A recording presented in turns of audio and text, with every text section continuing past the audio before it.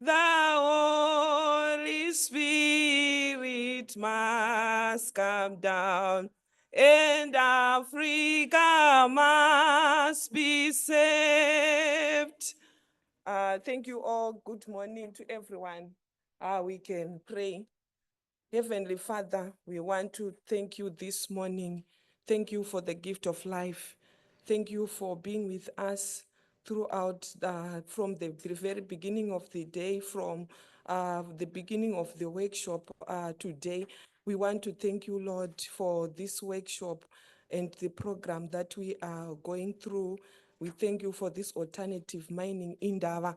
We believe and trust that you are God who is in control in everything, in all the programs that we are doing. We know that you have got good plans for us to prosper, plans not to harm us, but to give us future and hope in Africa. You are God, our hope in Africa. We believe in you, O God, because your steadfast love endures forever. You love your people, you love us, oh God. We pray that you help us to make sure that there is equality in the mining sector.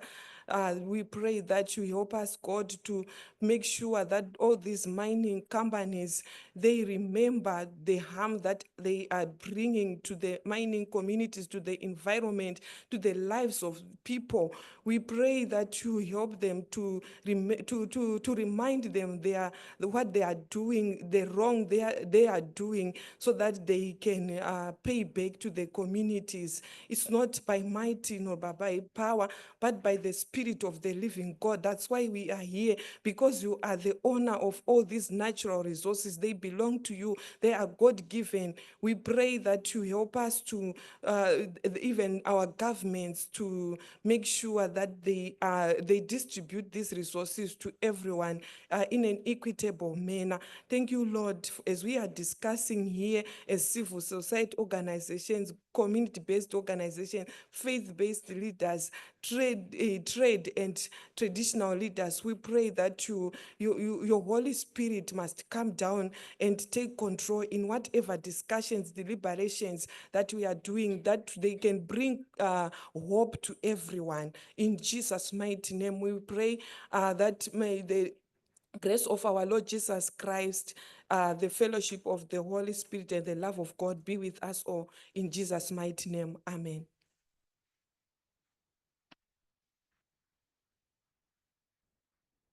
Thank you. Thank you for that. We want to just make a few reminders as we get into the day, even as we welcome you to this day. Indeed, please remember that all breaks will be served downstairs. We also request that even as we are making time to go down, we also adhere to time so that we make our breaks stick to time and we are back in the room. We also have interpretation in French and English, French and Portuguese rather. And for you to be able to follow, if you need interpretation, you can get headsets, you leave or mortgage your ID to make sure that you're able to return. Also a reminder that on each floor, from the ground floor to where we are, you can find a bathroom. We also have water in the room. If you look in the middle aisles, we'll have water there and you can be able to access. I think we also have water outside the room and you can be able to do that, to get water whenever you need. We have not been doing very well in terms of social media engagement. And tomorrow morning, if you do a very good media post today, for example, if you go to Twitter, you take a photo with your favorite human being, you post something about army, and you put it on Twitter and you tag Alternative Mining Indaba on Facebook, tomorrow we'll have a few posts running. We'll make you famous. So it is an incentive to engage. We also encourage you, take as many photos as you can, post about army, post about your reflections, let whatever is going on in your mind and whatever you're absorbing also be expressed out there on social media. I promise you tomorrow morning, some people will walk away more famous than others. So ensure that you also tag me if you want to be famous. Look for me on Twitter, tag me, you'll be more famous. The other thing that we must also add is that as we are going through the program today, you will notice that we will have a set of breakaway sessions. So we'll start with an opening panel. We'll also have a people's court. And then after that, we will go into some side sessions. We will let you know which ones, but if you need to know more details about the side sessions, they are available. Lastly, we have an awesome team of volunteers available outside for you in case you need directions to a particular side session or you have anything that you need attended to. We have a set of volunteers available.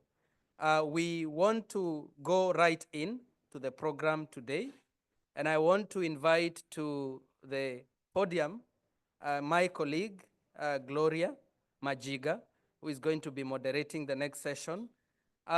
Because I know her very well, if you give her a clap, she'll feel better, and she's going to do a better job in the panel. Welcome, Gloria. Over to you. Right. Good morning, everyone. Good morning. Well, thank you so much, Francis, for starting us off. I know we're a bit behind on time, but thank you all for being patient. I have the unfortunate privilege of having to set the tone for the day with this panel. So we're going to try to manage our time, and I promise you that it's going to be a very engaging first session. So I'd like to invite my panelists. I have first Dr. Khanyisile Litchfield-Tshabalala, who is the chair of the African Parliamentary Network on Illicit Financial Flows and Taxation. Please welcome. A round of applause. I would also like to invite Maybel Acquaye, who is with the Africa Center for Energy Policy. And Joyce Machiri, who is the deputy chairperson of the Army, but she also works with ZELA. I don't know if Dr. Mithika is here yet, Dr. Mithika Mwendo, who is the executive director for PACJA. Right, I think we're just going to take over as women, the women powered session.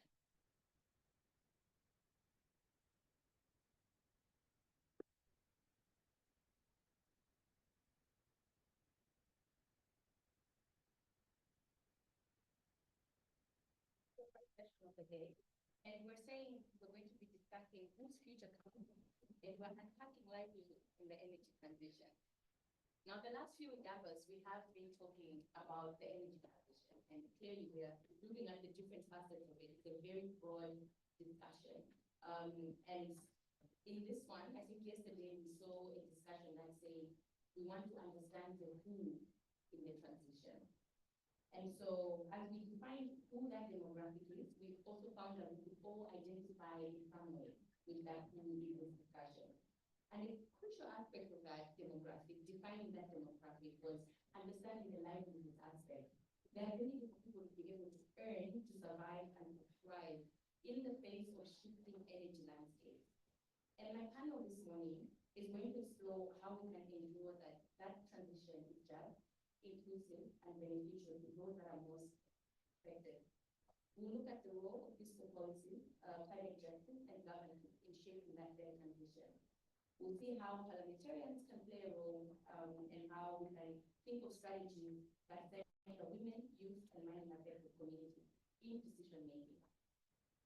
So we hope to highlight the actionable solutions that can safeguard those livelihoods and drive the people through the transition. And I'm going to start with Dr. Tshabalala, who is the chair of the African Parliamentary Committee. I would invite you to introduce yourself and maybe a bit of background on the work that you do as you answer this first question. So as we discuss this panel, what concrete actions are parliamentarians taking to strengthen people governance in extractive sectors to ensure that the revenues that we realize from critical minerals will contribute meaningfully to local livelihoods, especially being that you as parliamentarian are closest to the people, you have been placed there by the people. How and what role are you playing? Thank you. I have a disclaimer. I need to leave. We have a meeting with the Speaker of Parliament in South Africa at 10:30. We cannot be late. So I would prefer to go first. I'll answer your question and just share my thoughts and run off. Sadly, I won't be here for questions. I think I'll start by saying parliamentarians are part of the nation. And for me, if as Africans, we haven't really defined what just transition means for us, it means parliamentarians will not have the definition. And when I was asked to sit on this panel, I asked myself, what is it? I always ask myself, what is it that people haven't heard on this topic? Because I hate regurgitation and repetition of things that people have heard.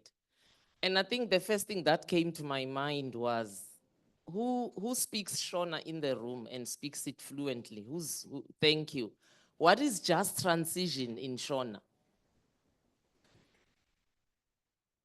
And it should be as easy as in English, just 2 words, not 3 sentences. What is just transition in Shona?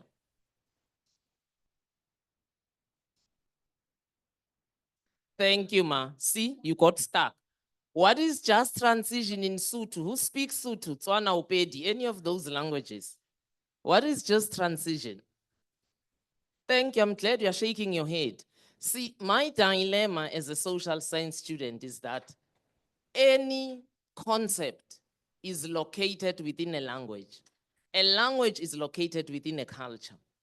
If we don't know in our languages what is just transition, how do we know as Africans what is just transition? For us, because we keep saying for who? For us. It means even the term just transition was not coined in Africa. And the people who coin it have a conceptual understanding what they want it to be. So for me, that was the first hurdle.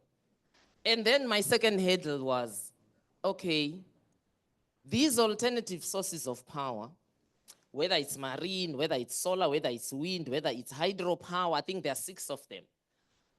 They cost money. Now, if we are not discussing how we are going to own our minerals, as everybody else own them. I don't know why in Africa the discussion of ownership of minerals is always tied to disinvestment. Because in Russia they own their gas. There are no Zulu people who own Russian gas. And when Russians discuss their gas, it's never tied to disinvestment or investment. Now, if we don't own them, but we want to transition and it costs so much money, where's the money going to come from? I'm excited for people who don't know that this year for the AU is the year of reparations. But we are not linking the discussion between just transition and reparations. Where's the money going to come from if we are not linking this to reparations? If we are not linking it to higher taxation, taxing the wealthy, if that's not the discussion, then it means this just transition for us is always going to be somebody else's agenda. And like everything else, we are going to come back back-footed, and we're always trying to disamend what was already put in place for us. And because I need to run, I'll just share this very quickly.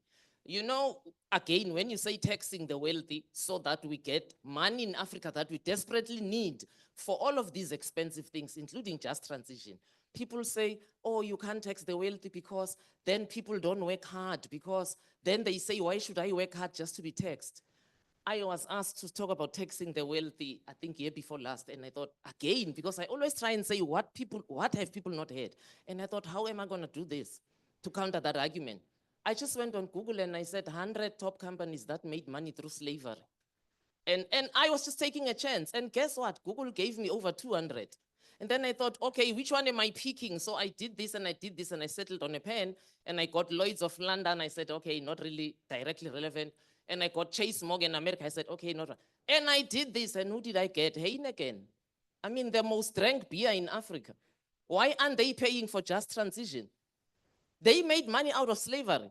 Suriname and Guyana. That it was Haystack Breweries that Heineken bought and renamed it Heineken. But who's asking them that? So for me, this discussion, you're asking me what MPs are doing. MPs are mandated by society. And if you are mandated by a society that has itself not defined what just transition is or defined itself, you don't suddenly expect MPs to be the ones doing this conceptual definition. It lies here in this room. So I think I'll pause here for now. You said I must say who I am. I find that immensely difficult. Just know me as Khanyisile Litchfield-Tshabalala, who loves Africa. Truly, that's enough.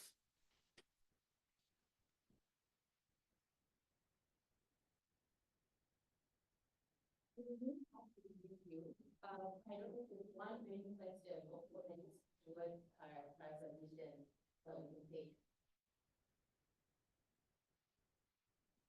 Yeah, completely.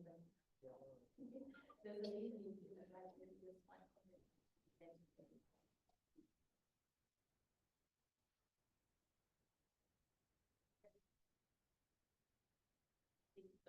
Could we get a mic in the back there? Yeah.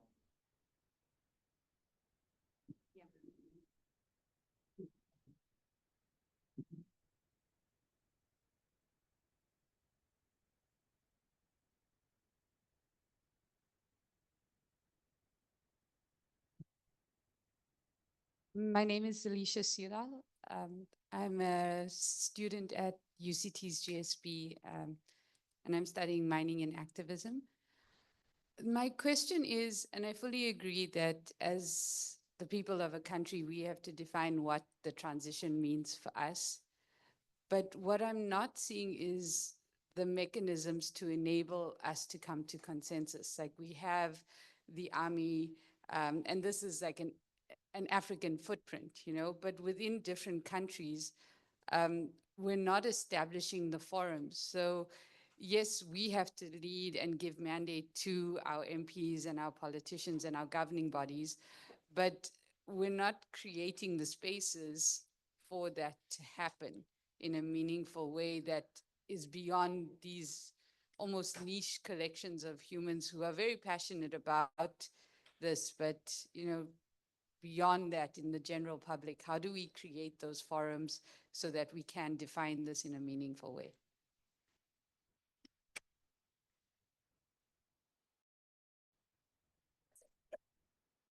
Okay, sure. Can I take one more? Yeah.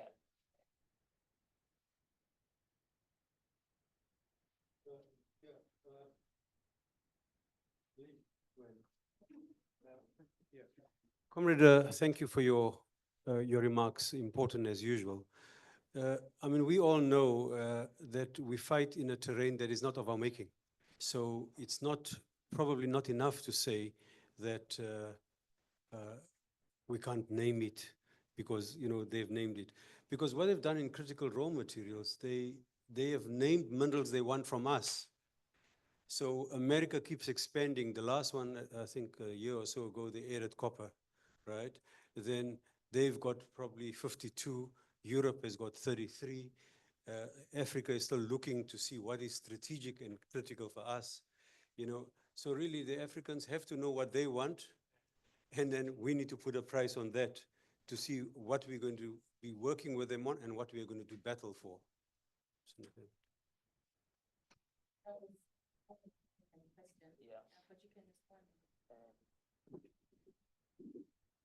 Thank you so much. For us MPs, the process have started because we are MPs that are now in 49 countries, soon to be 50 with Cote d'Ivoire. And these are MPs who come to the network on their own, not sent by their party or parliament, committed to fight for tax justice in this continent, to free the same money that we are talking about. So for us, it's easier. We are on the road because we are a collection across the continent. For the society, as you were asking me, perhaps your question should go to people who are working with society, but I'll answer it because I'm a citizen. See, academia in Africa fails us sometimes because the conceptual understanding that I'm talking about, it should be academia that's leading it. But then again, even in that academia, how many of us actually, when someone says, I'm doing a BA in Zulu, how many people say, well done, you've done well? What do we say to those people? We say useless qualification.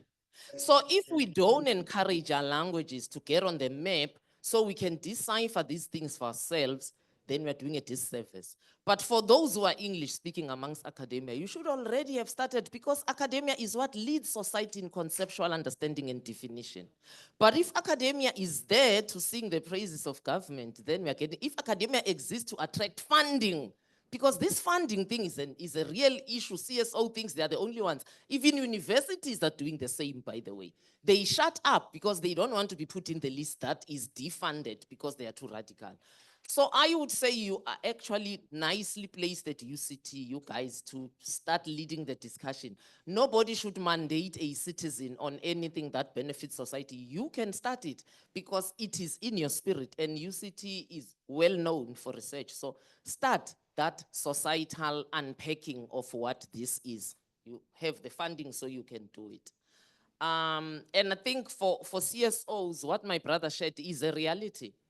They decide these things. They even told us what are critical minerals and what they want and do not want from us. So I think as society, again, we need to say, what is critical for us? I made a comment in one of the sessions yesterday.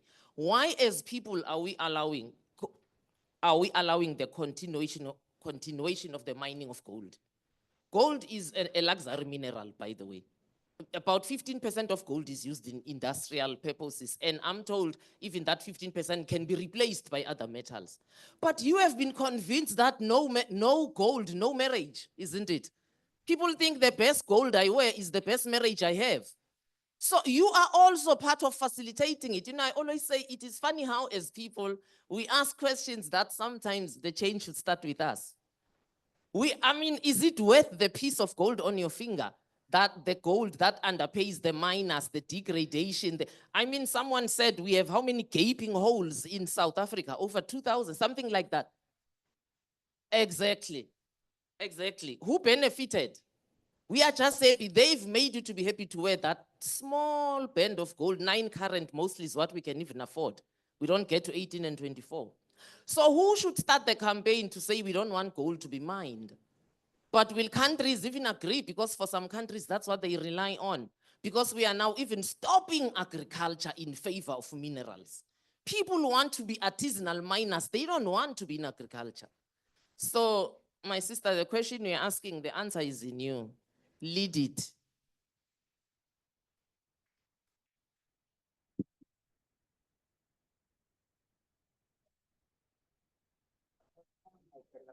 Yes, thank you so much. A round of applause. Thank you for your time. To close the job. Maybe was also looking at me like, well, I also, also want to give. Thank you so much. Wow, it's a lot of things for us to think about, a lot of reflection. I'm sure my panel is already boiling around those first thoughts. And I think it comes out very clearly that we can't define what it looks like if we don't even have the conceptualization within us. It's given, sort of being pushed on us, but what role are we playing in saying that this is what we want it to look like? I'd like to invite Maybel. Maybel's work has been around youth and women, Africa Center for Energy Policy. You've been working a lot with women and youth, and can you share with us, I think just building on what the MP had spoken about regarding the role of us individuals, as they start with us, start from within. What lessons can you draw from the work that you are doing in terms of pulling out what this means, the inclusive approaches, how we can define what this means and how it translates to the livelihoods, especially considering women and youth who are the most disadvantaged in this conversation and almost always left out in the spaces that they need to be in defining what this looks like for them.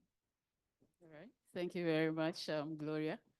That's a well-compacted question, but I will try to address them. Like you rightly mentioned,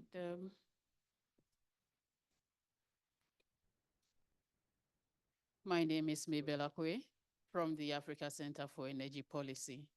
So I think we all understand the energy transition needs to be just, but from our perspective, for a just energy transition, it should be one that is transformative, and it should be one that addresses both energy and economic poverty. And that's why a lot of our interventions or policy conversations, regardless of the level, even with the private sector, tries to distill the areas that are least focused. How in the bigger picture, how do we bring marginalized groups? You mentioned youth and women. We also work to try to bring in even persons with disabilities. How do they benefit from this? How do people in our communities, women in mining communities, how are they integrated even in the mining supply chain to ensure that minerals development is equitably shared?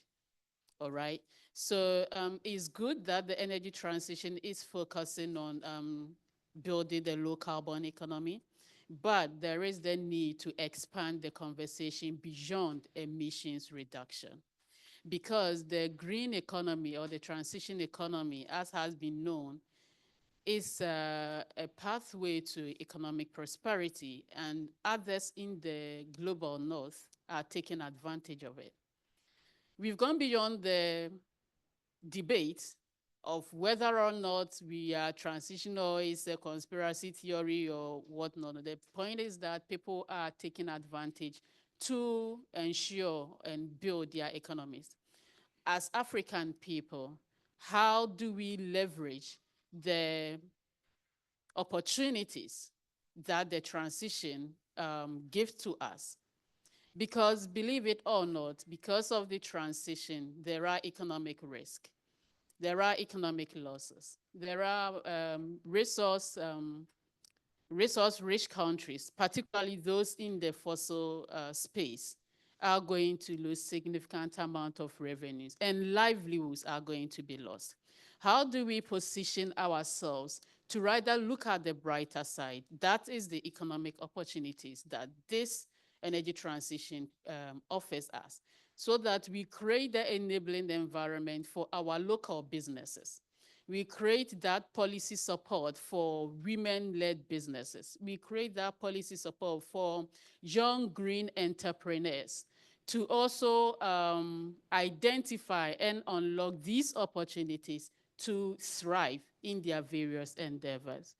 So one of the ways we can do this is one, localizing. We've been talking about value addition, adding value to what? We all understand that we are pressed with challenges in terms of financing, because to add that value, you need money to do that.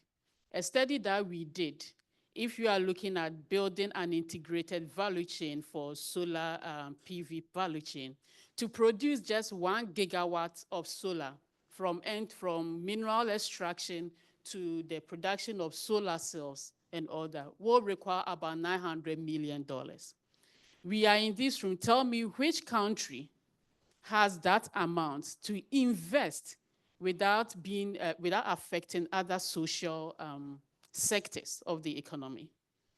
So it means that we do not have that financial capacity. And when it comes to skills, we may not have that level of advanced technologies to add that value. Meaning that adding value, yes, but it has to start from somewhere. And that is where we can actually make the livelihoods of our people matter. The point is that what do we have? What are our existing local technologies that we can leverage on to ensure that there is that in-country, in-country value building and in-country technology production that can serve the needs of our people? I'm talking about contextualizing the energy transition here. Because if we are looking at this, so I already mentioned the cost. So it's difficult. Of course, there are ways around it through regional integration and collaboration across the continent. But the low-hanging ones that we can easily do in country and retain the value, because our ability to retain the value is where our people can stand to benefit. by drawing the various economic linkages. We've been working on ethanol, for instance. We are trying to see how we picked ethanol because we believe that it has this local existing expertise. So we can actually produce the ethanol cook stoves here in Africa because we already have local artisans, local fabricators who can do that. We may not be able to produce a wind turbine, but we can produce an ethanol cook stove.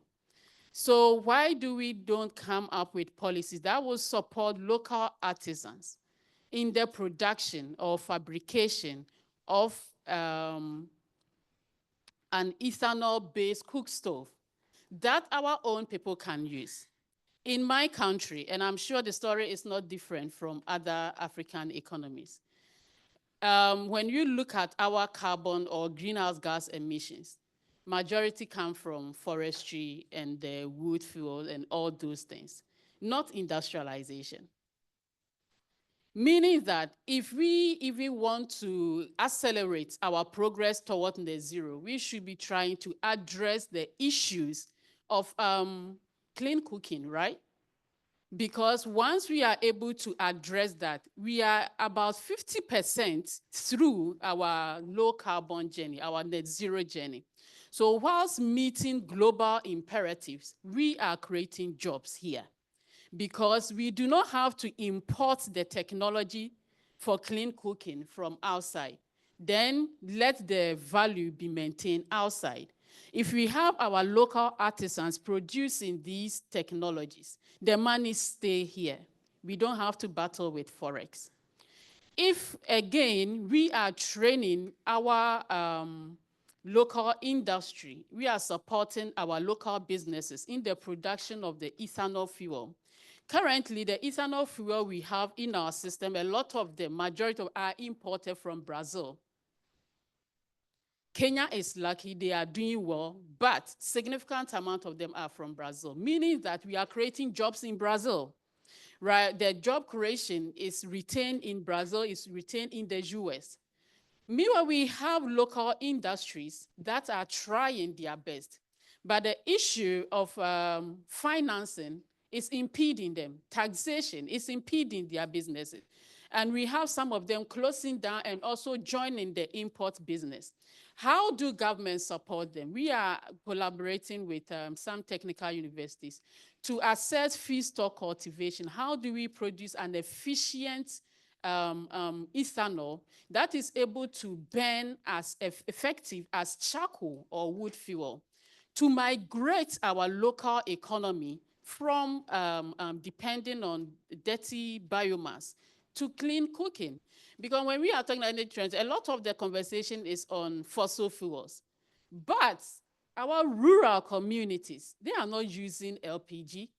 They are not using, how do you call it, all the things that the government is talking about. They are good, but affordability issue impede them.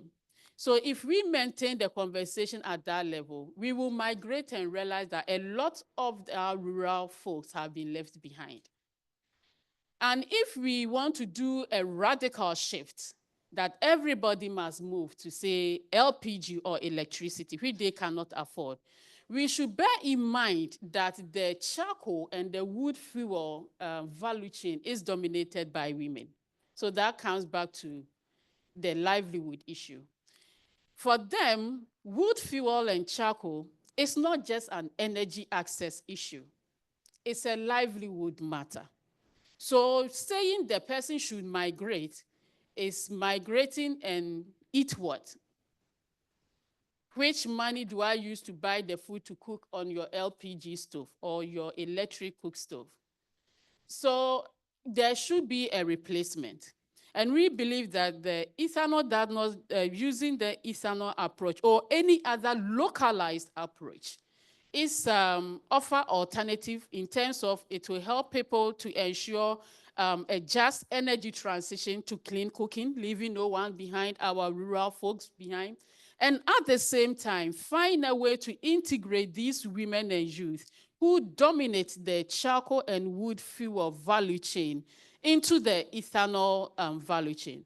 How do we do this? For instance, unlike electricity or LPG, is capital intensive. It is setting up an LPG gas station. Local individual, even those in the urban, you cannot afford that. It's pure capital intensive. But with the ethanol value chain, we can have a way of simplifying the supply systems such that our charcoal sellers with their little capital can be suppliers of the ethanol. This will address the issue of availability. In my country, the government is struggling with the penetration of LPG because aside the affordability issue, there is also the issue of availability. The private sector government wants to work with to ensure the penetration of LPG does not find setting up in rural communities profitable, because how much would they demand? And the rural folk too, even the cost of transportation to move from one point to the other point to access it is also another inhibiting challenge.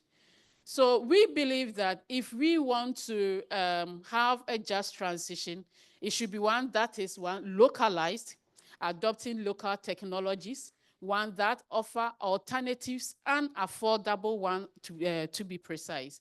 Policies should create that enabling environment to support local businesses to participate in our local value chain. We should undertake specific technical capacity training to support our women and young green entrepreneurs with the requisite skills to be able to participate in the local value chain without relying on importation of technologies or of the input that is required. We believe this can be done. The skills exist, it just needs to be polished. It just needs to be standardized by bringing in certification authorities so that everything will be scientific, everything will be standard, everything will have that policy backing to have that buy-in and meet the needs of our people. Thank you. I'm hearing a lot on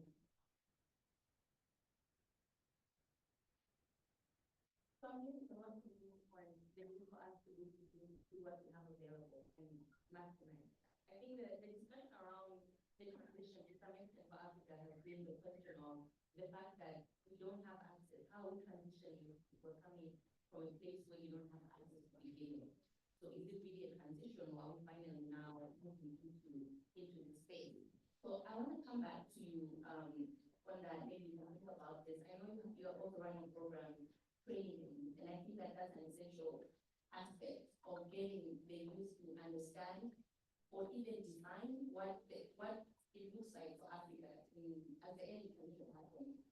How does it look like for us, considering where we're coming from? Is it a leapfrog? Is it about coming up with innovation?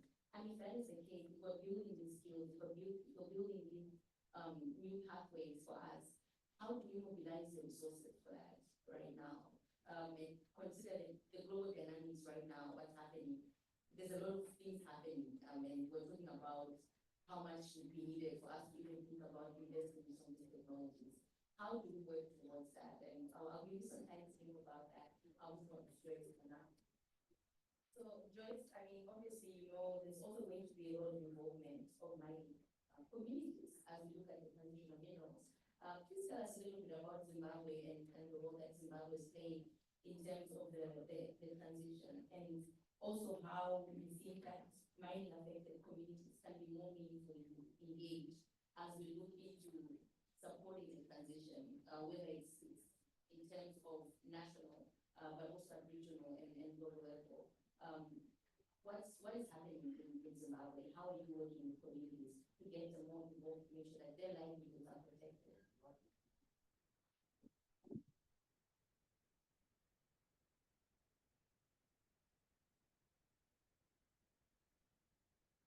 Hello?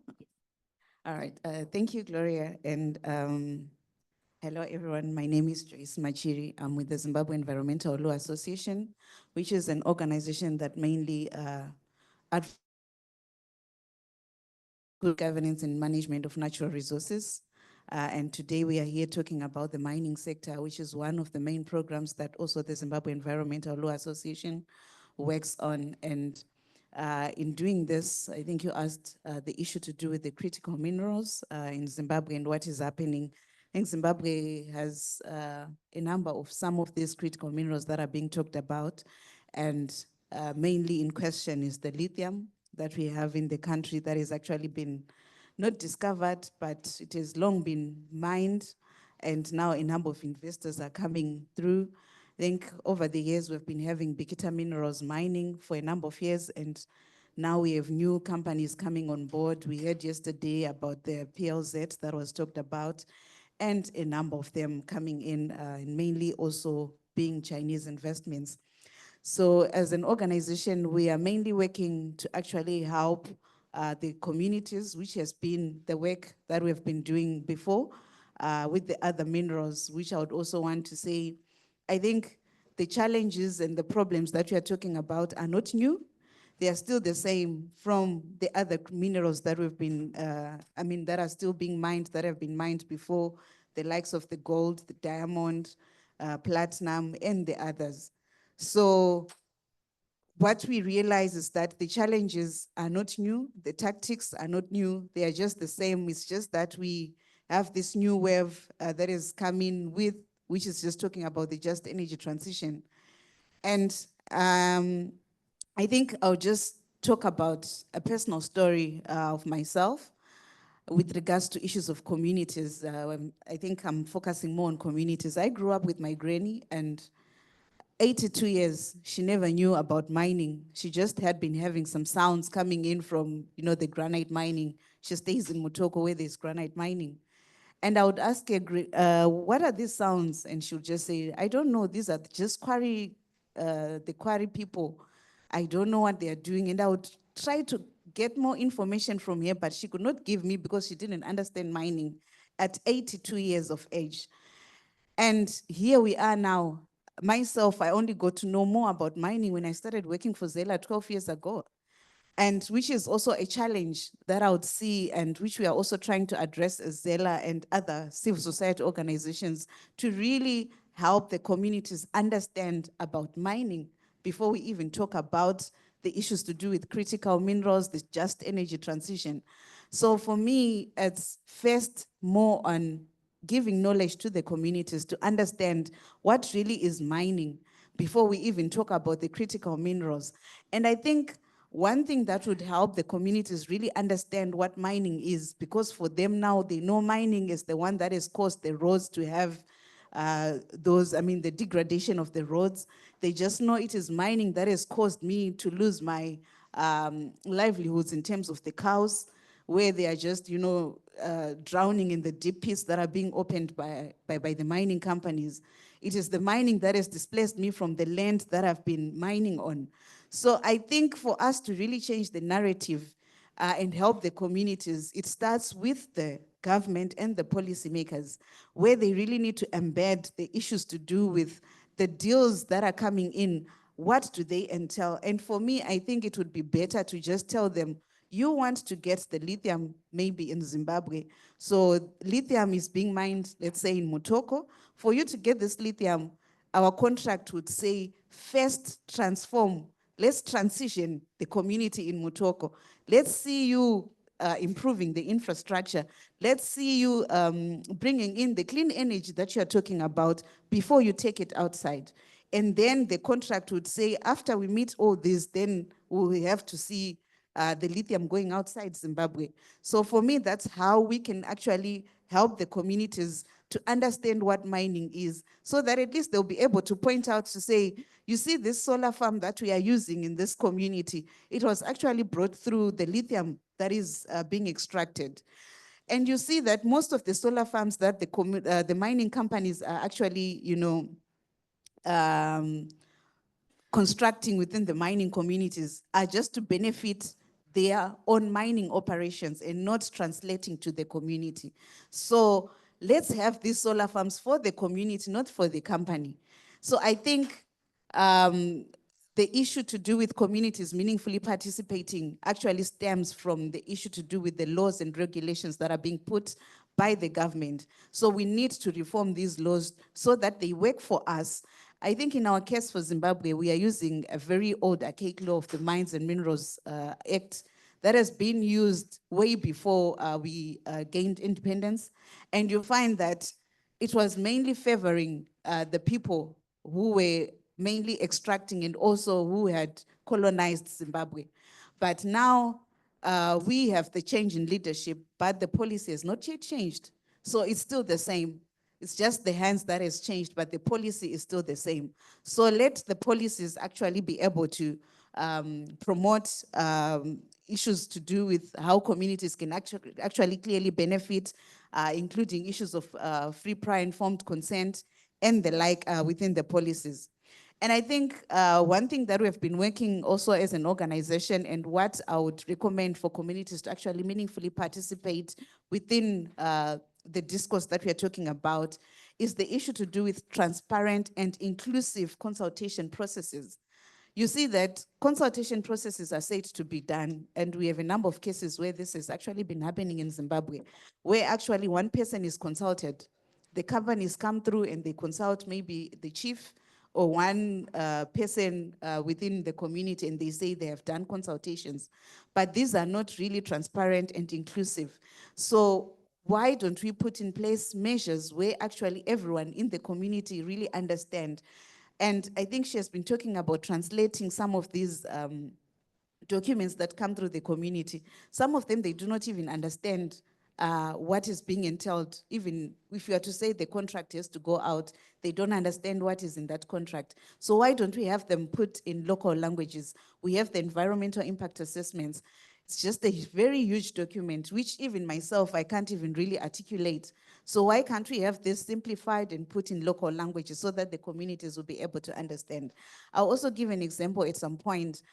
Environmental impact assessments were called by a company, certain company in Zimbabwe. And this was put in a national newspaper, which is not accessible to the communities. They don't have any access to any paper, and consultations are being said, we are consulting a community on environmental impact assessments. And this is like 400 kilometers away from the community. And actually, if we hadn't really seen that article as we were sitting in Harare, the community was not even aware. So we just had to quickly take it down to the community and help them understand the process and how they can actually be able to participate. So what I'm saying is, let's have these also announcements or whatever processes that are being done, they should be accessible to the community. They should be there within the community halls. Communication should actually be able to translate through to every community who is living in the community so that they will be able to participate in the process. I think the other thing I would talk about is actually to have strengthening the oversight of communities living within the community groups, the mining communities. So you find that most of the communities, like I mentioned earlier on, they do not know and understand what is happening in mining. So once we give them information to understand about the aspects of mining, we also strengthen their capacity to be able to monitor some of the activities that are happening. Independent community monitoring is very important and key so that they'll be able to actually gather information. Some of the things that the mining companies are committing to do, they are not even doing that because they don't have that oversight. And the communities are not aware of some of these processes. So if they are able to monitor these commitments that they would have committed to do within the community, then they will be able to engage the companies and also take part within the community areas. So that's what I would also recommend. And I think the other meaningful community participation would actually be the issue to do with engaging the communities and also having them as any advisory boards that are actually happening. We are talking about the environmental social governance aspects. And this is mainly being talked about at the level of the companies. But can't we have a seat for the communities to be able to also monitor and also sit within these bodies so that they can actually be able to have that oversight and understand what is happening? I think lastly, as I am contributing to this, there's also, I think, some of the initiatives that are coming through. We have in Zimbabwe, we have what we call the responsible mining audit, but this is being ministered by the government. And for us, when I'm talking about having communities actually sitting in some of these initiatives being put by government, it would also be good for actually having communities to sit and also take part within these responsible mining audits to say, okay, we are auditing a company in our community. This is what is happening, and also they provide their views, not only to be a government responsibility, so that we are also having these companies to account, and also it's being done in a transparent manner. Thank you.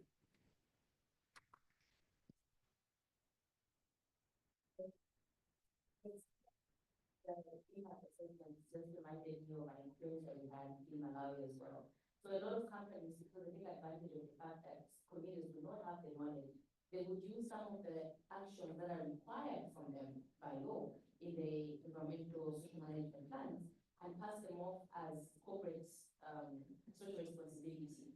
So now the communities have to be thankful to these companies instead of them considering the fact that this is something that is required from them to mitigate the impact that the activities would have on those communities. And I think just reflecting on that, it's really important for us to ensure that communities do understand the processes in the mining life cycle. They should know what stages they are required to hold companies accountable, where they can intervene and bring in their own demands, and then how they can follow up on those things. And maybe that's where everybody in this room will be able to play a very critical role in facilitating those platforms, those opportunities for engagement, but also that information. But thank you so much for sharing those experiences from Zimbabwe. I'm aware that we're running out of time, and I know you're still sitting on that question that I asked earlier, but what I'd like to do is maybe invite questions. I would love to hear comments, but right now, can we get questions first so that we can utilize this very competent panel that we have to respond to us? I'm going to take one from each section. So acknowledge the one hand there and acknowledge the other hand here. You'll see a hand that side, so I'll also acknowledge your hand there. Where was I? If you're asking a question, please just go straight. And thank you, panel, for being amazing. I really thank them. But please, if you can direct to a particular panelist, if you can. If not, then just mention that it's open-ended. All right, I'm Francis from Oxfam. I have a question for Maybel. Two questions actually, but the first one really is just to say that the whole conversation around, the energy transition, there's often the tendency to have it in a more narrow, perspective, such that we're only focused on critical minerals.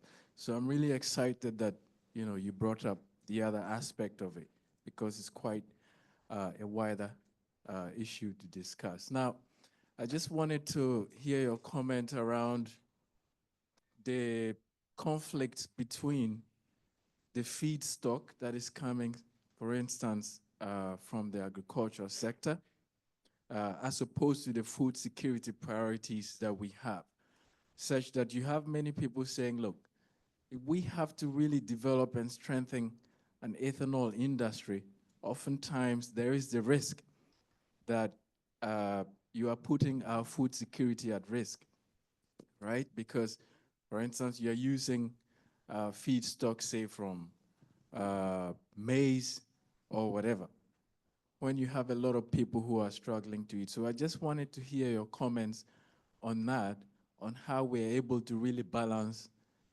some of these nuances that are important to take care of. Because remember, we're also a hungry continent.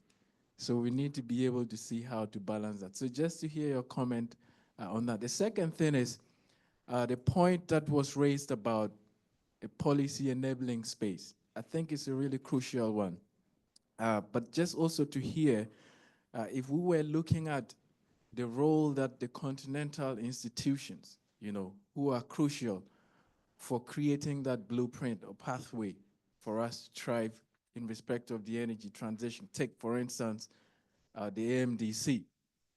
There are concerns around how many countries have even ratified the statutes, that give the AMDC the muscle, to really effectively lead the rest of us, especially as we try to turn the corner on this energy transition. So just to understand really again, how do we think through the policy enabling space from that perspective? And what sort of message should we, give to leaders who are supposed to make these, sort of efforts possible, right? And take the necessary steps to ensure that we are creating that policy space that is not necessarily at national level, but also at continental level. Fortunately, we have members of parliament in the room. I know that the question of, ratification oftentimes will sit with, say, the ministries of foreign affairs.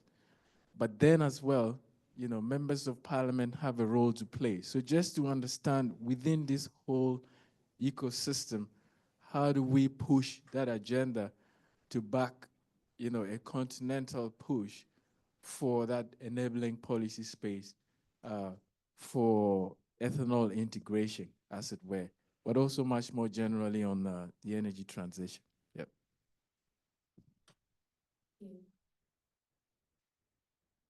Hello, everyone. I'm Jock Caymans. I'm a reverend and I'm from the AACC Youth. And that was a very impactful statement, brother. Thank you. And just to say, looking around and to start, I've never seen a more sugar-coated word in my life. Energy transition. It's a sugar-coated word for exploiting the vulnerable. That's as easy as that. And for the who, I'm a youth delegate from the AACC, as stated. And as I'm looking around, I see very youthful people here. And we have been talking about let's bring policies, let's come to the table. But who are we bringing to the table? We are looking around, we are bringing elders to the table. And unfortunately, in some of these structures, the youth is only a 3% representation. How can we expect that? It's not possible. So my question is that I pose to our youth member there is how can we challenge this imbalance and create meaningful spaces where young people are active stakeholders in shaping this future? Thank you very much.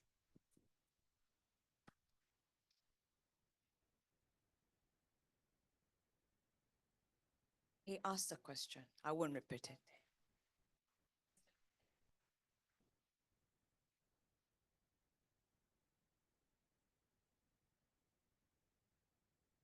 Thank you very much, and thank you for the lovely presentation. I want to know from both the panelists, and I can see that you're very far on the solution side already.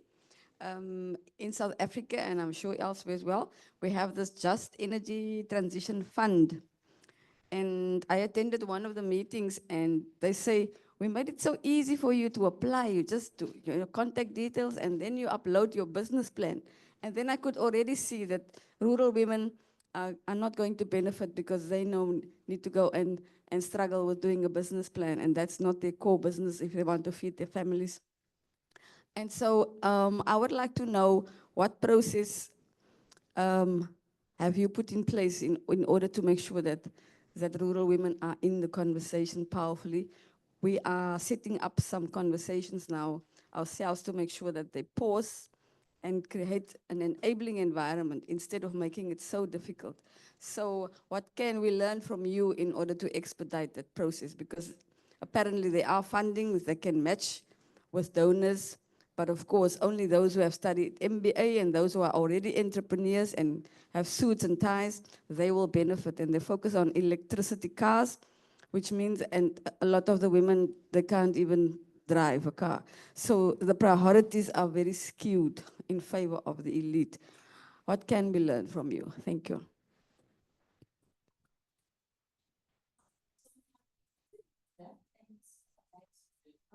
Mithika, who was supposed to be on this panel, to offer his general thoughts on our discussion, and then I'll pass it on to the panelists here to respond to the question, but also to conclude as we return.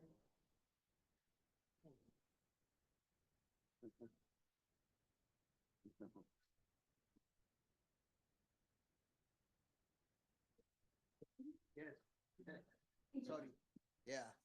Sorry, moderator. Sorry, I came late and I was not able to join the panel, nor did I get the introduction. of the subject matter. So I'll pick from where colleagues have left, and they say, first and foremost, I want to associate with the views of the two very good panelists who have been there. So the issue of, sorry, I had done my few points. So I think the point here I want to share is that when I was speaking yesterday, I was saying that I attended Ends of States meeting in Tanzania, whose work was actually talking about this subject which we are discussing here. That is the energy, and the only question which was not being asked was energy for who. So that's very relevant. But the whole issue of the discussion was actually centering around even the questions and the points which are being raised here. And so some of the things which we need really to address so that we address energy efficiency and energy access and what we need to do as a people is, first and foremost, we need to ensure transparent accountability and debt sustainability when we are talking about energy, that energy access. That is very important because you find that when even the meeting which was in Tanzania and even the discussion about the critical minerals here, all is about business. But the question is, what is the role of the people who are meant to access that energy? So that's one.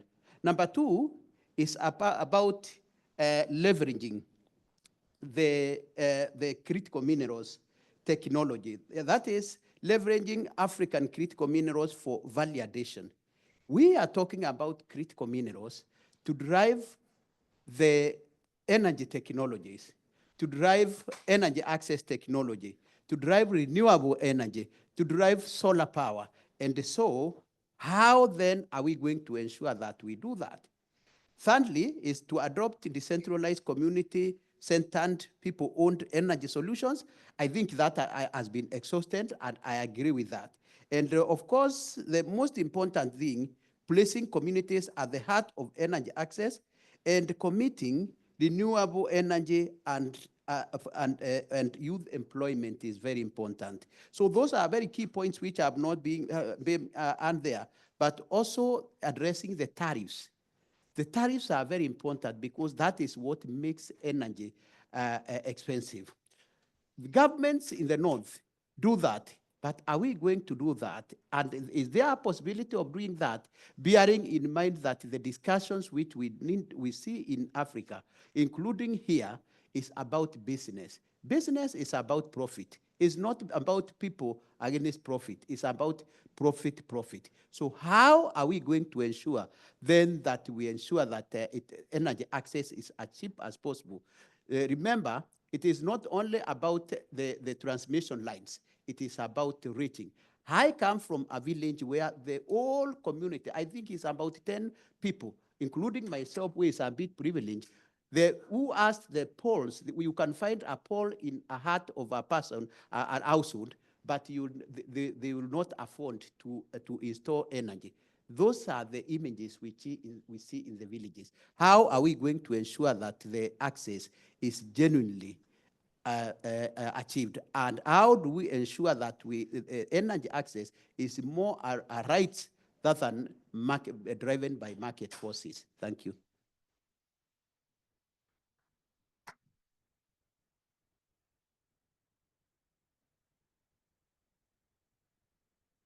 All right, so quickly addressing the question of the balance or competition between feedstock and food security. Africa is blessed with a vast arable land. I think we have about 22% of the world's arable land. our woman parliamentary were talking about how we are even exchanging our grade for minerals. If we are doing our job well, this question will not even come in. But that's well said. One thing is that now advanced technologies has even shown that food waste is one of the most efficient feedstock for ethanol. So ethanol actually can even be a way of addressing our waste and sanitation issues. Our engagement with the private sector has also articulated perhaps the need to earmark certain vast lands that are not being used as energy croplands, you know, so that they have dedicated farms, just like we have the solar farms and all that, to cultivate, because sustainable feedstock supply is very critical if we want to localize the ethanol value chain. You know, the focus is localizing because of its ability for job creation, value retention, and provision of livelihoods for the rural community, particularly women and the youth. And quickly on the youth participation, an uninformed youth cannot sit on the table. That is rife knowledge. So our ability to build the capacity of our youth to understand what energy transition means, to understand the kind of climate action that advances sustainable and inclusive development is very critical. The need not to reduce the discussion of energy transition and transition to low carbon economy to just emission reduction is very critical. We have a lot of climate activists, and when you look at climate activists, they are mostly youth. Our ability to educate them to push the kind of climate actions that drive socioeconomic development is critical. So my office, and I encourage civil societies here to do that. We have a lot of youth programs that we are training the youth, not just on governance, we are training them on ethical governance, we are training them on what the energy transition means. We've talked a lot about how do we even understand? What are the economic opportunities, the low-hanging ones that our current skills and technologies can afford us to do, that the youth can be incorporated? We need to expose them to these opportunities and show them the way. Somebody talked about funding.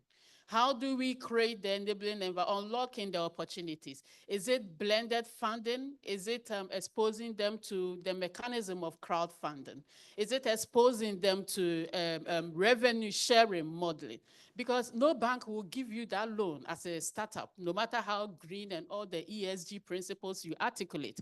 But your ability to access other innovative form of funding is critical. That brings the need for participation in a very controversial subject, the carbon market. It is going on, believe it or not. So how do we train green startups to sell how their projects or business is contributing to the environmental impact, to be able to access these global funds so that they can raise the needed funding to support their businesses. Thank you. You have a program that's running for the youth that has applications open now, right? Yes, we have the next generation resource governance leadership. Application will be closed, I think, next week or so. It's regional. And like we've also, last year, we also launched the Africa Climate Academy, which happens at the last quarter of the year. So that opportunity is also there. At least that one is not limited, not just to the youth, to everybody. We're also collaborating with the NRGI for the summer school, which is looking at the critical minerals value chain, the opportunities that we can take advantage of, the various roles that we can play as CSOs, as government, as private businesses, even the media. Which role can they play within all these, how do you call it, ecosystem to push the agenda and ensure that Africa is really positioned as a key player and not a consumer of global north technologies.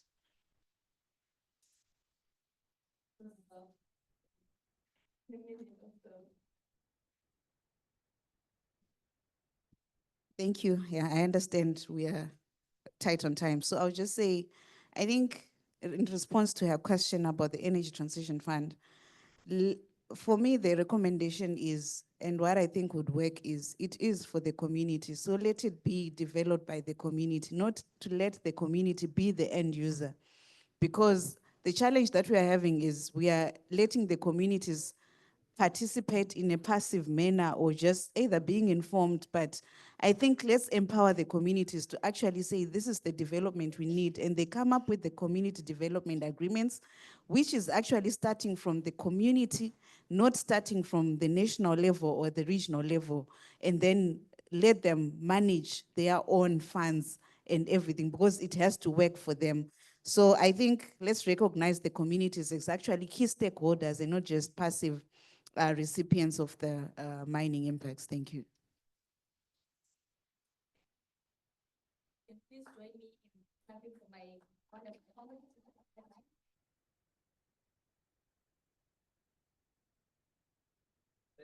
Thank you. I think you can already see how well we are starting. Thanks to that power-packed panel. I know that you have left a few other things you would have spoken about, but in the interest of time, we will move on. Comrades, we now move into a very important session. We are stepping into the People's Court. And as we step into the People's Court, I want to give some instructions as my comrades are helping to set up on that side. Follow me closely, because in this People's Court, we will have 3 sets of judges. The judges on that side, that section, you will be 1 set of judges, and we will request you to do several things. Don't fail your people. This section here will be another set of judges.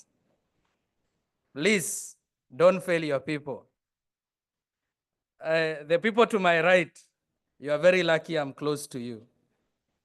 But don't fail your people. The right wing, this is how it will flow. This section on the right, you will be judging the community. Judging the community.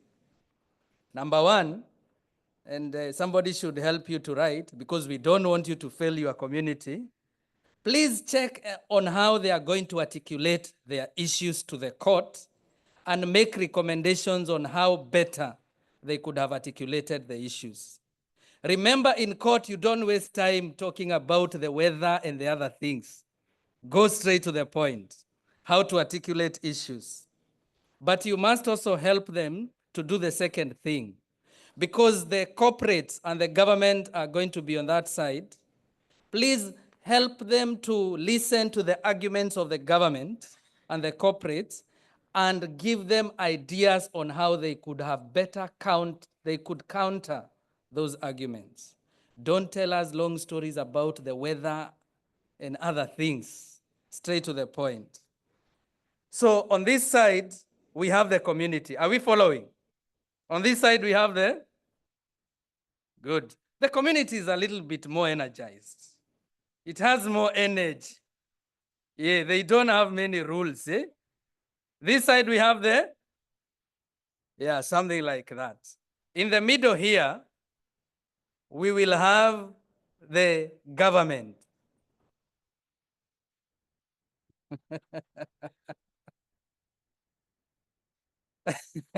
Are you resigning from government? You're already resigning. You want to join the community. So, as the government, you will listen to the arguments of the government. Please help them to understand how to better respond to the issues raised by the community. Are we together? Attack the community. Finish them.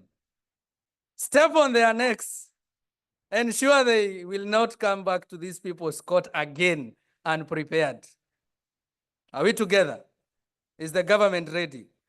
Put on your government suit and get prepared. On that side, Mwai, you can help to put the community banner here. And please, where is the government? The government is already in the room. Do we have the lawyer? We have state council. State council for the government, please come to the stage. State council for the government. Where is the state council? She was here, she disappeared. Oh, you have your state council there. She's coming wearing a lovely blue dress. Government, this is your council. This is how you welcome your lawyer. That side. Well paid, eh? Big office. You can help your lawyer to get a seat, please. Yeah, please help your state council to get a seat. No, sit somewhere there. The government is already appointing their council to sit on stage. This is what they always do. And then on this side, I have witnesses for the community. Mr. Mwai, welcome. The community, welcome your people. These are your star witnesses. And we also have Moketi, star witness for the community. And then on that extreme end, that is where we have the companies.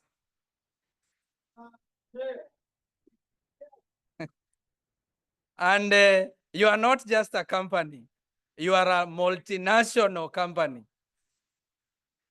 MNC, please, as the multinational entity, you also have your state councils. Not state councils, you have your lawyers. Where are the lawyers for the corporates? The lawyer and the witness. Where? They resigned. Oh, they left.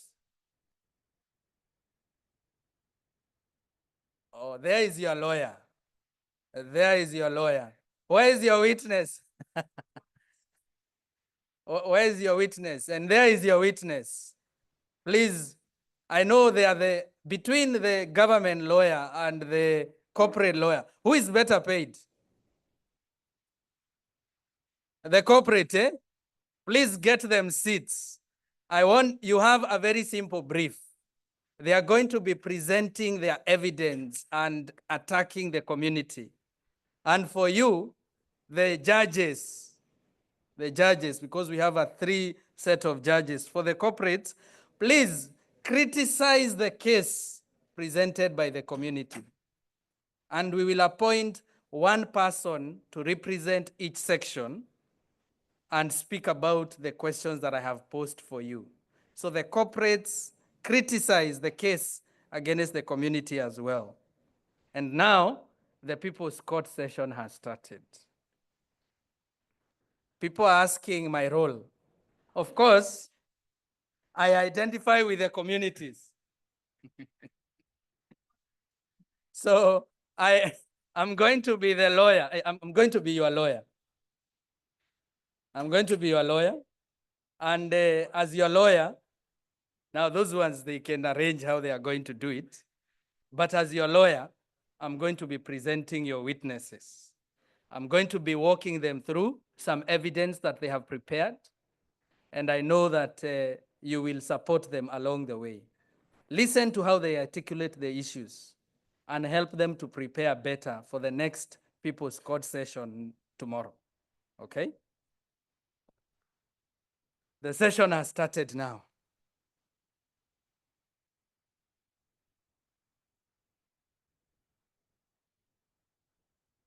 So as we welcome to the stage, I want to see whether the mic is working. Good. The People's Court session has started. Today, we are presenting evidence from 2 communities, one based in Malawi and another community based in South Africa. And I want to welcome my first witness, Mr. Mwai, on stage. And my witness today is going to be showing how greedy the corporates have been. My witness today is going to speak about how, please help this witness to get us into community. community, but you can sit on this side. On this side, you are star witness. We will be speaking about the excesses of the corporates. We will be speaking about how they have plundered our communities. We will be making a case to have the corporates exit our community before the end of the day today.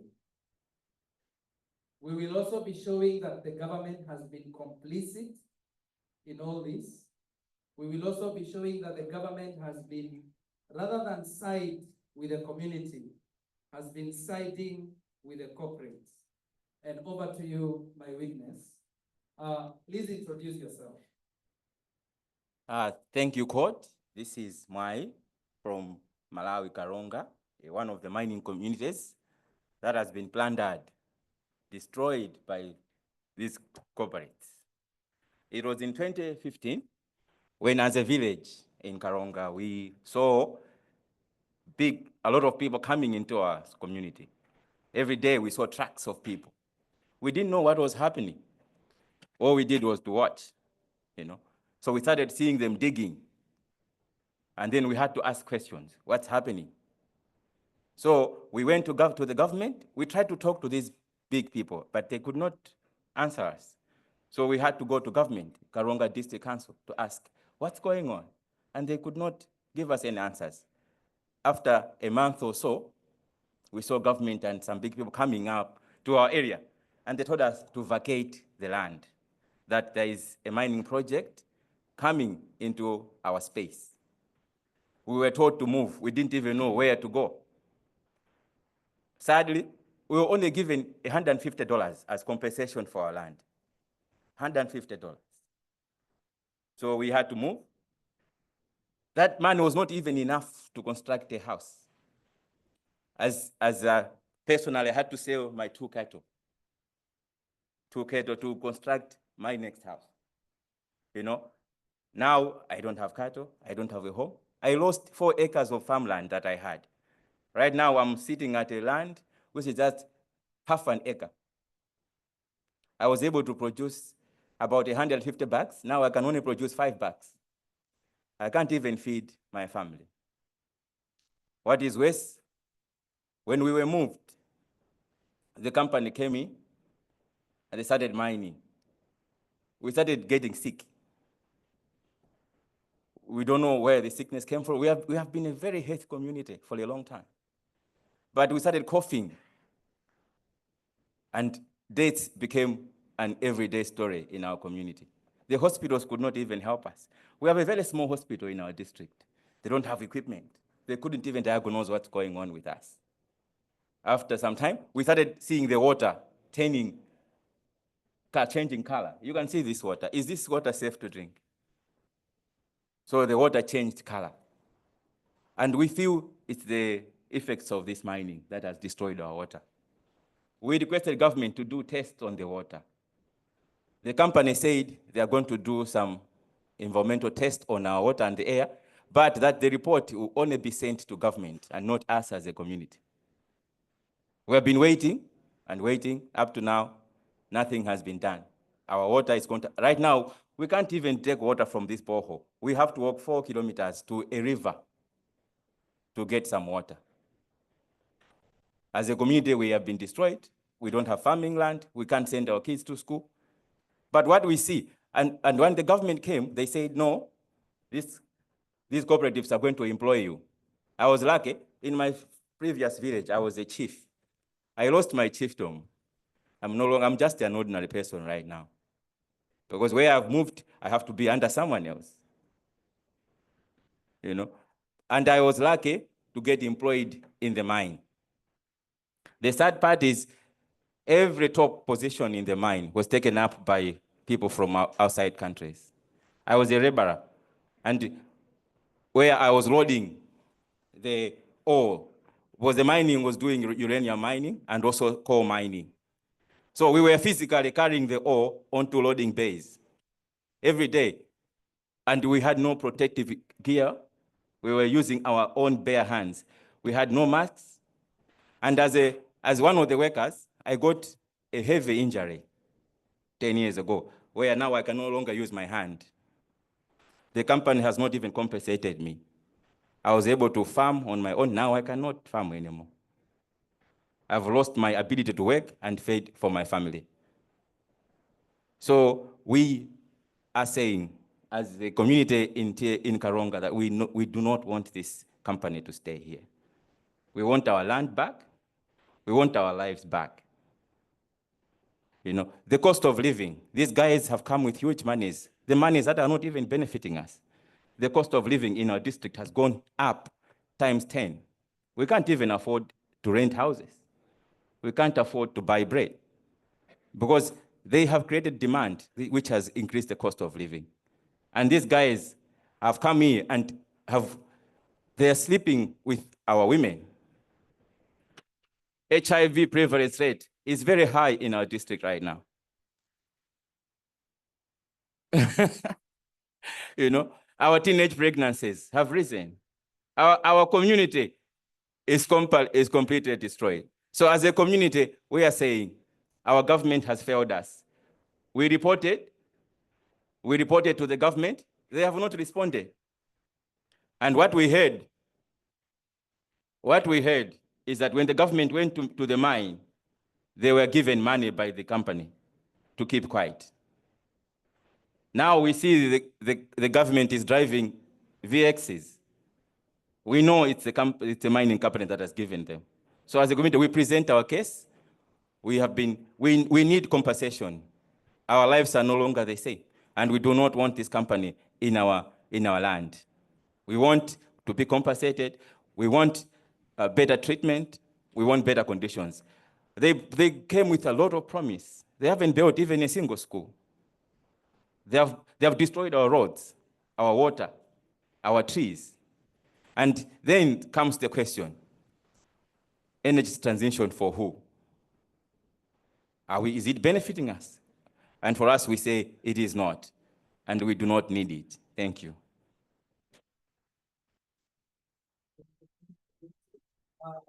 Just before you leave the stage, we brought to the People's Court some evidence. We maybe to speak about the tax incentives that this company has been given to allow them to mine. And please also inform the People's Court about whether this company is paying their fair amount of tax. When we went to the government, because in our laws, taxation laws are very clear. Governments have to pay corporate tax, you know. But what we heard is for them to come, the government gave them a tax holiday of 50 years. The idea was that they will be able to mine and employ us and improve our community.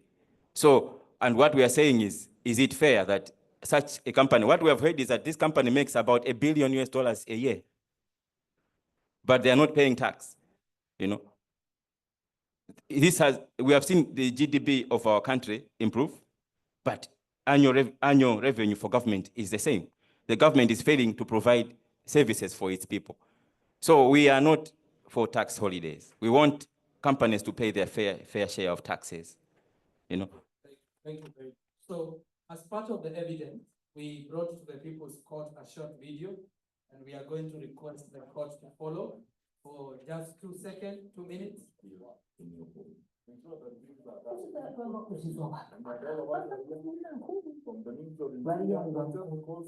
police station.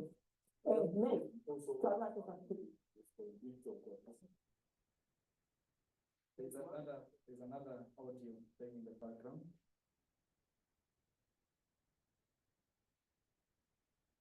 This is what the government does whenever we come to court. Appear with technology, ensure that do not present our evidence. But we shall not be defeated. We shall not be defeated. Technology will work. They have already sent their viruses to ensure that our witnesses do not present their evidence. Anyway, we will come back to the video. They have even stolen my other star witness. She has been kidnapped. She has been paid to disappear to ensure that we cannot be able to present our evidence the way we wanted. Video. kusabira kuzatula kusunga bana abatuli nabo ngeno bakokipo tuhangaikinja People lost access to their farmland, which their families have been using for generations. They noticed poor harvest, which they suspect was due to contaminated water or coal dust washing into their fields. Residents often complained of illnesses that they thought could be related to mining.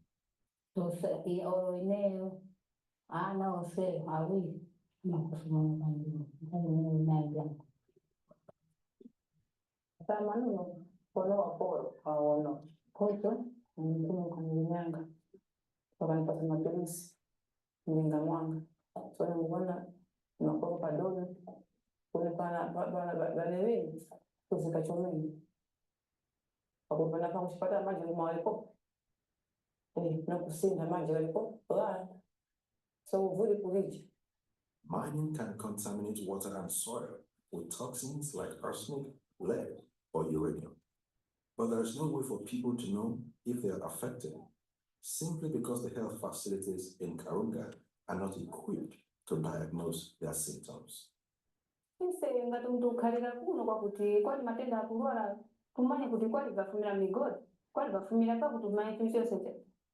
When we spoke to residents, they said they were not informed of the risks of mining. For example, they often felt that their water source was no longer safe. When we contacted the uranium mining company, they said they are monitoring the water quality, but will release the results only to the government. Government officials will not release the results of the testing to us. They won't release it to the local civil society groups or even the affected communities.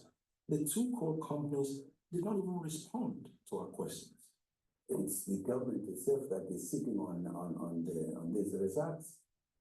But of course, if you quiz them, they'll tell you that, well, this is in the public domain. Everybody knows about the results of the analysis, water analysis. But not to my knowledge, and not to anybody's knowledge in government. Thank you. We will leave this as part of the bundle. We will submit to the court for consideration. I want to invite my second witness, who is Ms. Moketi.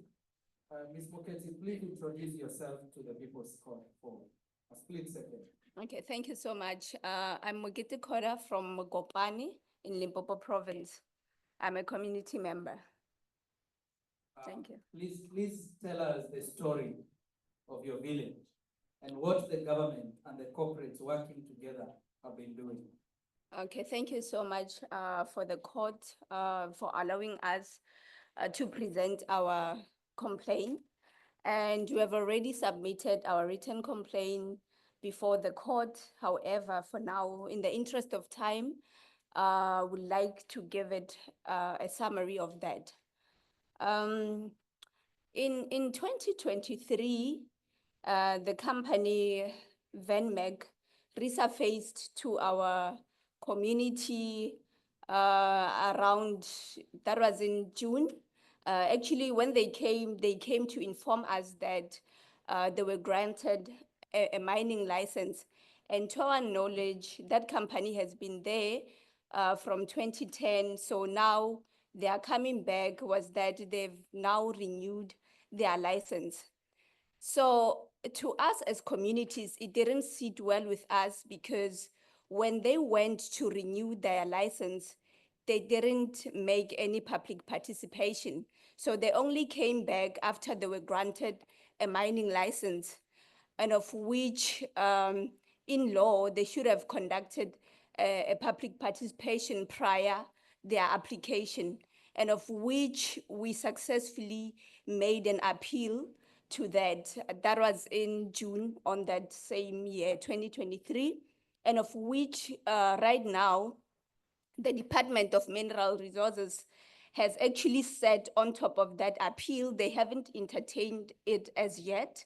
And furthermore, what happened on the very same year, the company attempted to commence on mining and other mining related activities, and of which we also wrote a complaint, a formal complaint to the Department of Mineral Resources to actually ask them to instruct the company to stop whatever activities they were now attempting to do, and of which the department it didn't say anything. They didn't even respond to that. And now in December, on the same year, they were now establishing something like a camp and a side office, and they were already debushing the land, and they were establishing a fence, and of which now we saw that to be a land grab of some sort, and of which we wrote a complaint to the Department of Land Affairs, Land Reform, and of which on that year, because it was December, just towards Christmas, they didn't respond. However, they responded somewhere in January, saying that they will conduct a site visit to the area, and of which they came. However, when they came, they said that they didn't see any mining related activity on that. However, they were not responding to the land question. To us, we saw that the company has accessed the land without the landowner's consent, right? So the landowners to us as communities is ourselves and no one else. So now, when they came to address the issue in person with ourselves as communities, they invited us to the tribal authority, and of which it didn't sit well with us, as we were not really free in that type of a setup, where we are complaining that the tribal authority has granted a consent on behalf of ourselves as communities without ourselves having participated on that. So we further, after the meeting, wrote another complaint to say, no, but that engagement, it wasn't okay with us as communities, and we will further want to meet with you as a department, separate from the company and separate from the tribal authority, so that you can now come and hear our side of story before you bring in the people we are complaining about. Now, the department didn't even entertain that type of a complaint at that time. And now they were also planning to facilitate a tribal resolution, and of which we now wrote another complaint, escalating it to the province, being to the Department of Land Affairs, but in the provincial level, and of which last year, of course, that was entertained. It was only entertained last year, our case. However, in between last year, the company was already exhuming some graves and writing to SARA to say, this company, was it licensed to exhume the graves? So the response we got from SARA was that no, they were never licensed. And we further engaged Coxstar to find out whether they were given a permission. The response from SARA was that no, they were never given any permission to do that.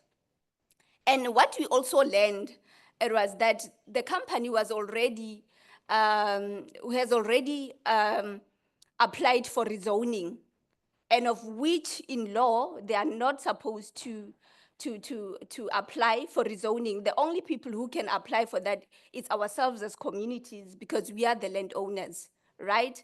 And you can never apply for rezoning without a tribal resolution and without a surface lease agreement. So we saw that to be a fraudulent activity if ever they were granted a tribal resolution without ourselves as communities, knowing about that.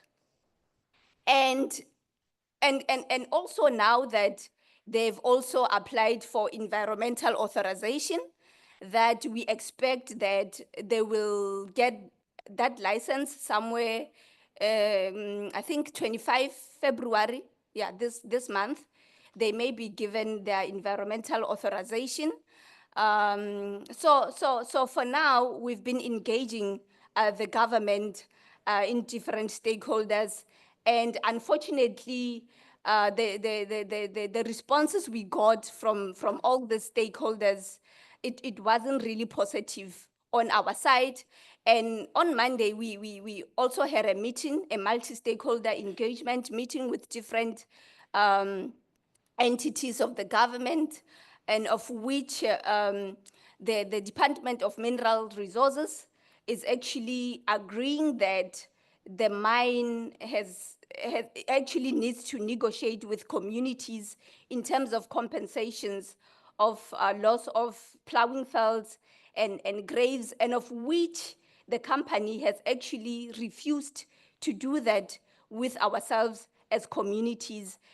I think the reason is because they just wanted to give a price to the compensation, or on those compensations, without bringing experts to come and quantify, those compensations, or on those compensations. So yeah, in brief, that is the situation. And now also that from the meeting we had on Monday, the Department of Land Affairs agrees that they will carry on facilitating the tribal resolution for the company. However, the other complaint, as I already said, it's illegal mining and illegal mining related activities. Remember, the company only has a mining license, and therefore they don't have other supporting conditions for them to commence on any mining or mining related activities.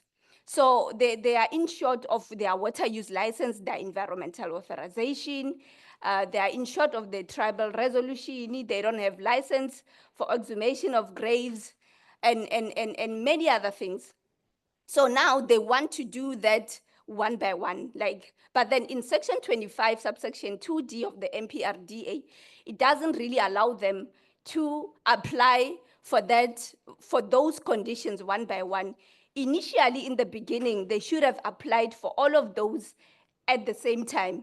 But because they just wanted to bypass the law, they are now doing things one by one. So that is what we have actually presented in the case we had even on Monday. So now the department is agreeing to say that no, we need to come to the table to negotiate with the company, because I think most of our complaint is that we can't really grant a tribal resolution without a clarity as to what will communities benefit from this project. Because when we look at the State Land and Lease Disposal Act, it speaks of the social responsibilities of the mine. It speaks of the BEE.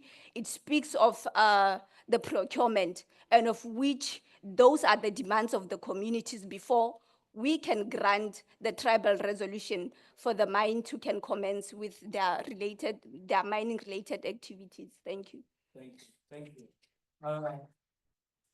My witness, as we close our case, has shown to the People's Court, the company is mining illegally without a license. They're exhuming graves without authorization. They are not concerned about the beneficiation that needs to come to the communities. They do not care for environmental laws. They do not care for the water belonging to the community. They are using the traditional authorities and giving the traditional authorities powers they would never have had before. They are asking for rezoning, which should actually be something the community should be doing. We bring our case to a close, and we ask the People's Court to find that the companies do not have any authority to be on our land, and they should quit our land in Malawi and in South Africa today and wind up their operations. Thank you. Over to the other side to see what they will say.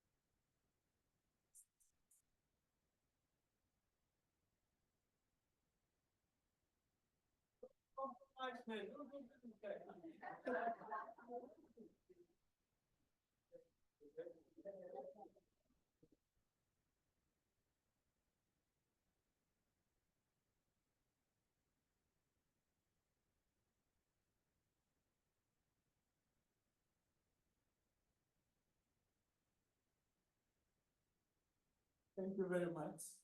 Good morning, court. This court is not responding. Does it mean they have made a judgment? Yeah. I expect this court to be very impartial and to listen to us carefully as we present the case for the corporates. Allow me to begin by saying we sympathize with some of the witnesses that have given evidence here. I had one who was a chief and ended up being a laborer in a mine. We really sympathize with the change of fortunes. But again, hope very much that things will be better. So in making our submissions as corporates, I wish to begin by saying one thing, that we all come from countries, and these countries are sovereign. As such, if we have countries that are sovereign, most of them are led by laws. One, we begin from the Grundnorm, which happens to be the constitution of the various countries. And I believe from all of us, where we come from, call it Malawi, call it South Africa, and South Africa being, a witness in this court, has one of the most progressive constitutions in this continent.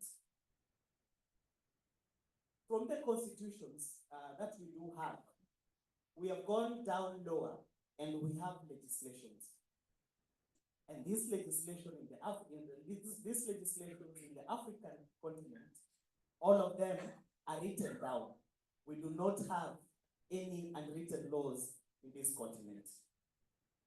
Secondly, I just want to examine what is the role of these laws and why do we have these laws in our respective countries. And the rationale behind these laws is just threefold.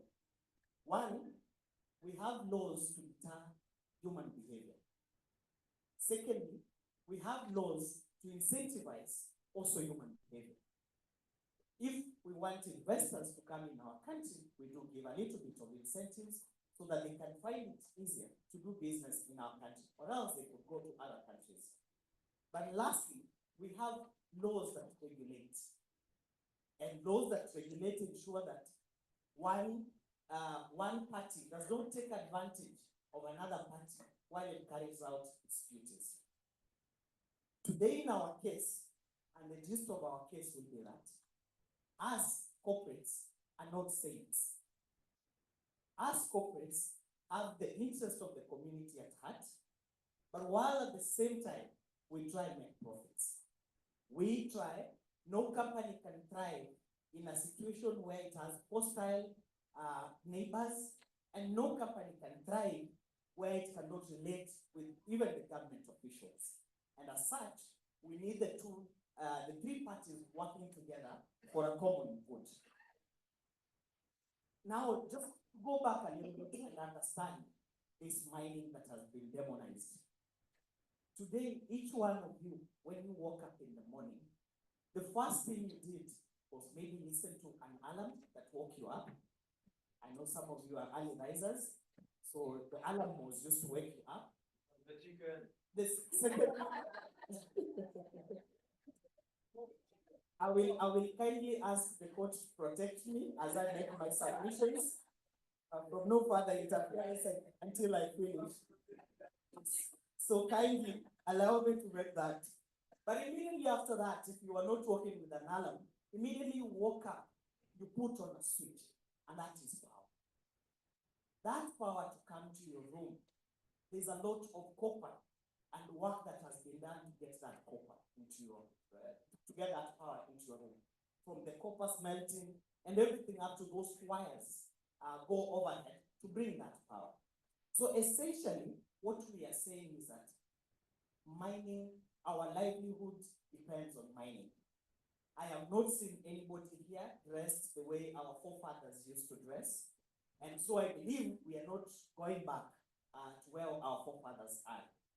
And as such, we have to embrace mining. It powers our economies, it employs our youth, and going forward, the future and the protection, the livelihood and the existence of the human race depends on mining.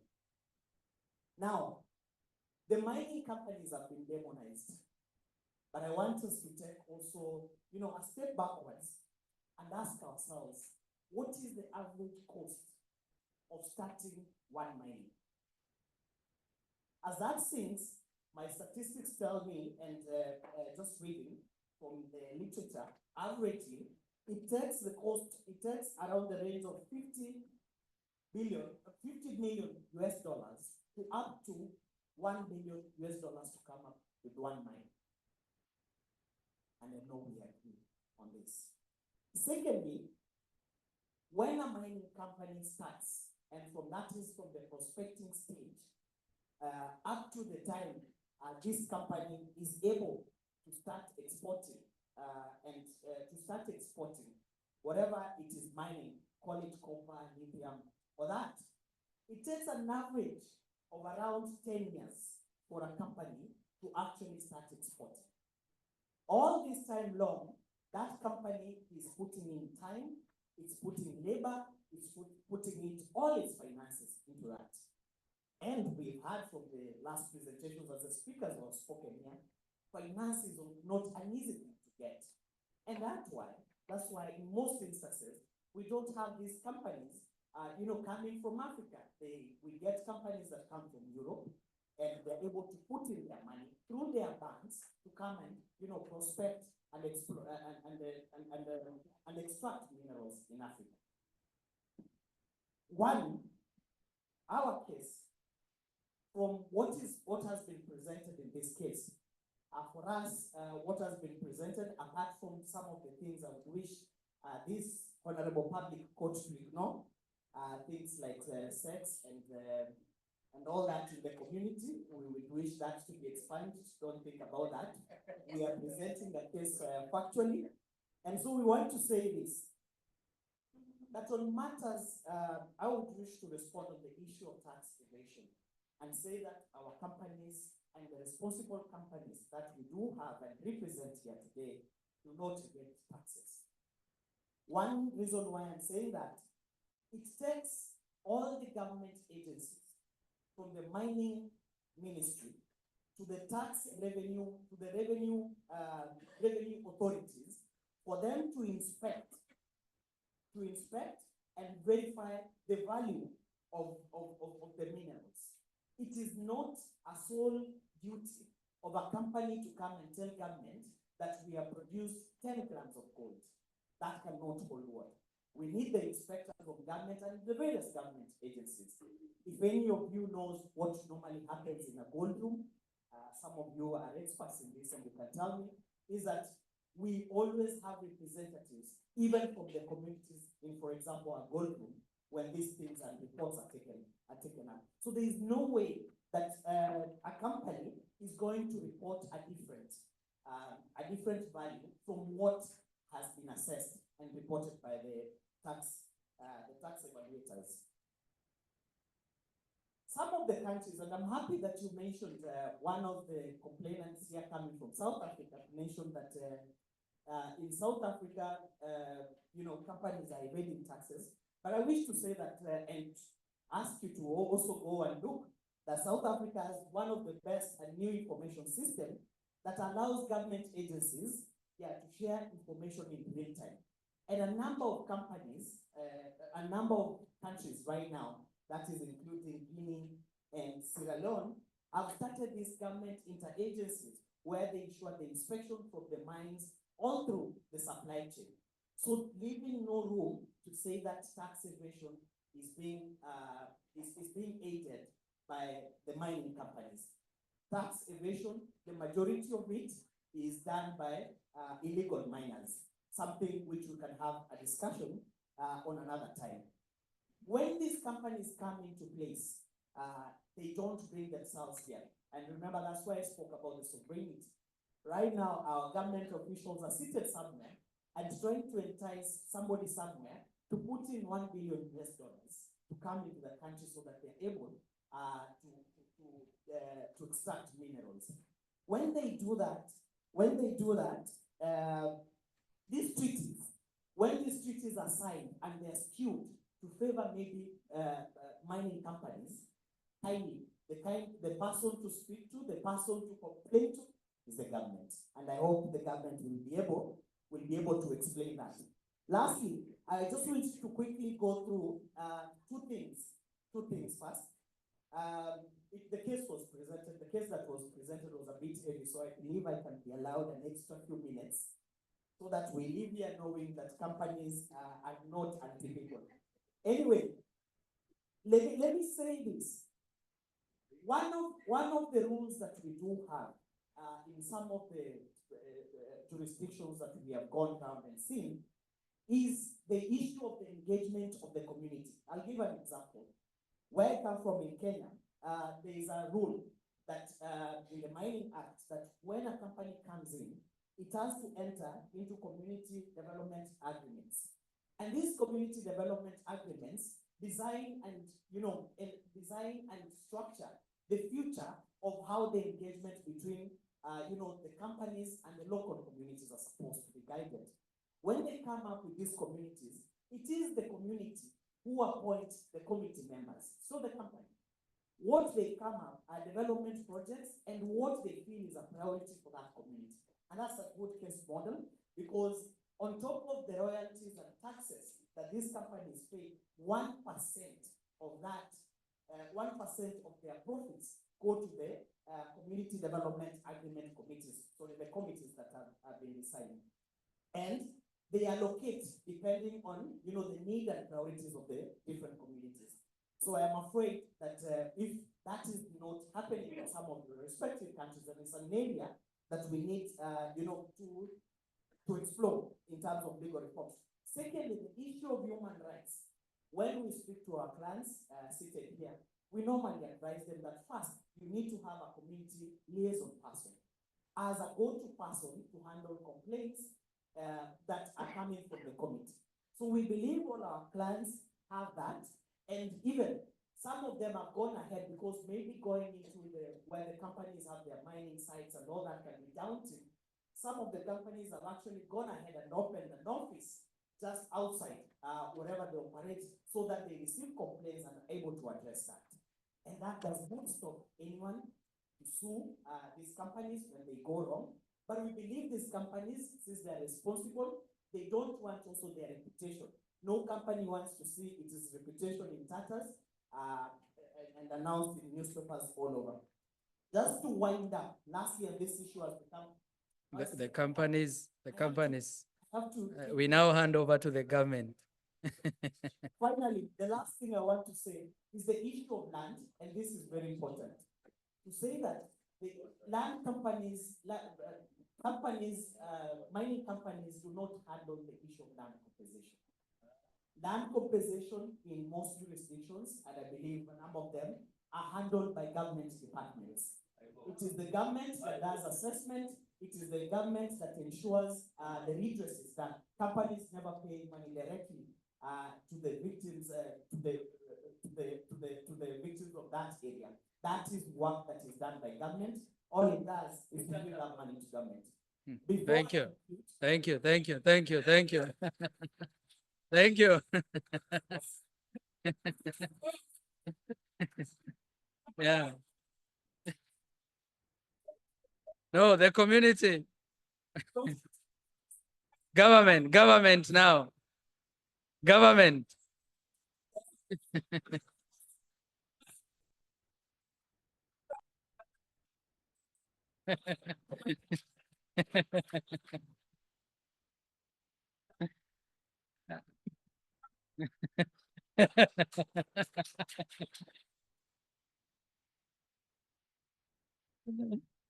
We will push that company back to the mining Indaba.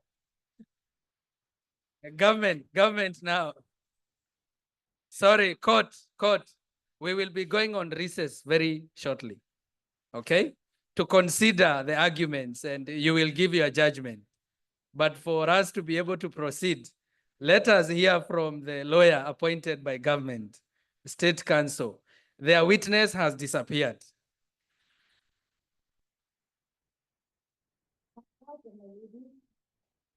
If it may please the court, I would like to make my humble submission. A lot has been said. We have heard from the communities and we have heard from the corporate lawyer. And I just want to take this opportunity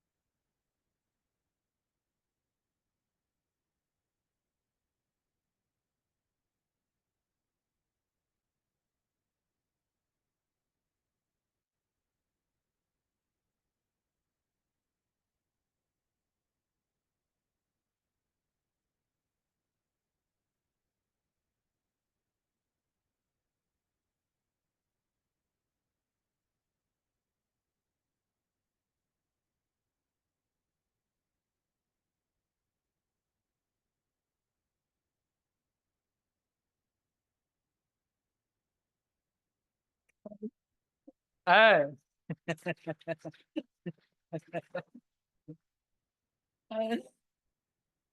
Hey, more money, more money.